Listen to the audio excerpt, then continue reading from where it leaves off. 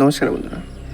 এক সময় একটি মহিমান্বিত পাহাড়ি পাদদেশে অবস্থিত একটি ছোট গ্রামে আরব নামে এক যুবক বাস করতেন। তার কঠোর পরিশ্রম এবং ভালো হৃদয় সত্ত্বেও আর প্রায়শই অনুভব করতে যেন ভাগ্য থেকে অপেক্ষা করছে। জীবন ছিল সংগ্রামে একটি সিরিজ এবং তিনি একটি চিহ্নের জন্য আকাঙ্ক্ষা করেছিলেন যে সামনে আরও ভালো দিন রয়েছে। এক সন্ধ্যায় বিশেষভাবে হতাশ বোধ করে আরব একটি গ্রামের প্রবীণ গুরুদেব নামে এক কৃষির বুদ্ধি চেয়েছিলেন। এর বৃদ্ধ আরবকে স্বাগত জানালেন। তার বিশ্রাম আবাসে ধূপের প্রশান্তিময় সুগন্ধি এবং তেলের প্রদীপের মৃদু আভায় পড়া। আরব শুরু করেছিলেন, গুরুদেব, আমি অক্লান্ত পরিশ্রম করে যাচ্ছি, তবু মনে হচ্ছে যেন সমৃদ্ধি এবং সুখ আমাকে এড়িয়ে যাচ্ছে। ভালো সময় কখন আসছে আমি কীভাবে বুঝবো? সময় সদা হেসে বললেন, আরব, আমাদের ভাগ্য পরিবর্তনের আগে মহাবিশ্ব প্রায়শই আমাদের চিহ্ন পাঠায়। এই চিহ্নগুলো আমাদের পথ দেখাতে পারে এবং আশীর্বাদের জন্য প্রস্তুত করতে পারে। আমি আপনাকে সৌভাগ্যের লক্ষণ সম্পর্কে একটি গল্প বলি। ঋষি তার গল্প বলা শুরু করলেন। অনেক আগে বিরাজ নামে একজন মানুষ ছিলেন, যিনি আপনার মতো কষ্টের চক্রে আটকা পড়েছিলেন। একদিন তিনি তার ভাগ্য অন্বেষণের জন্য যাত্রা শুরু করার সিদ্ধান্ত নিয়েছিলেন। তার পথ ধরে বিরাজ বেশ কয়েকটি ঘটনা এবং লক্ষণের মুখোমুখি হয়েছিল, যে যদিও সূক্ষ্ম সৌভাগ্যের আশ্রয়দাতা ছিল, যা তার জন্য অপেক্ষা করেছিল। নম্বর 1, প্রযোজ্যের স্বপ্ন। বিরাজ ভ্রমণের সাথে সাথে তিনি সবুজ মাঠ এবং প্রচুর ফসলের উজ্জ্বল স্বপ্ন দেখতে শুরু করেছিলেন। এই স্বপ্নগুলি প্রতিদিন সকালে তাকে আশা এবং শক্তিতে পূর্ণ করে। প্রচুর স্বপ্নগুলি প্রায়শই মহাবিশ্বের সময় উপায়, যা আমাদের মনে করিয়ে দেয় যে সমৃদ্ধি কাছাকাছি। ছোটো অপ্রত্যাশিত দয়া।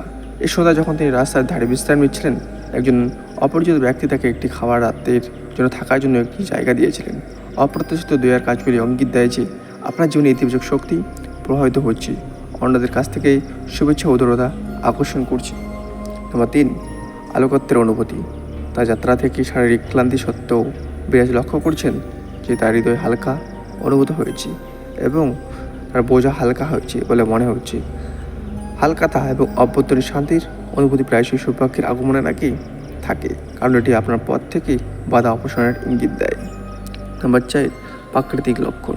বিরাজ চলতে থাকলে তিনি প্রাকৃতিতে সুন্দর লক্ষণগুলি লক্ষ্য করেছিলেন।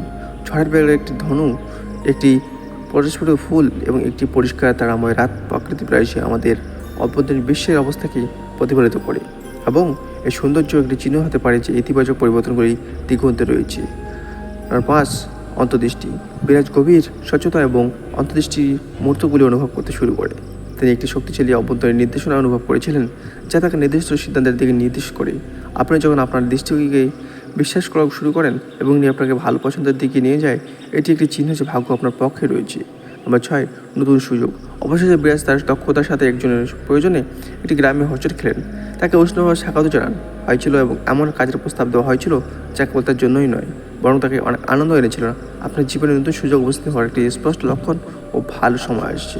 আরবের জীবন পরিবর্তন হয়েছে শুধুমাত্র এই লক্ষণগুলির কারণে নয়, কারণ সে তাদের চিনতে এবং আলিঙ্গন করতে শিখেছিল। আরবের গল্প আমাদের শেখাচ্ছে ভালো সময় আসার আগে মহাবিশ্ব প্রায়শই আমাদের সূক্ষ্ম তবু উল্লেখযোগ্য লক্ষণ পাঠায়। এই লক্ষণগুলির জন্য উন্মুক্ত হয়ে এবং যাত্রা আস্থা রেখে আমরা চ্যালেঞ্জগুলির মধ্যে দিয়ে মোকাবিলা করতে পারি এবং সমৃদ্ধি আনন্দ ভরা জীবনে পা রাখতে পারি। আর তাই আরবের গল্পটি যারা শুনছেন তাদের জন্য আশার আলো হয়ে ওঠে। তাদের মনে করে দেয় যে অন্ধকার তো সময়ের সৌভাগ্যের আলো কখনো দূরে নয়। সো বন্ধুরা, এরকম অংশ রয়েছে যেটা সাবস্ক্রাইব করবে, সেরকম জয় হিন্দ, বন্দে মাতরম। কি জয়।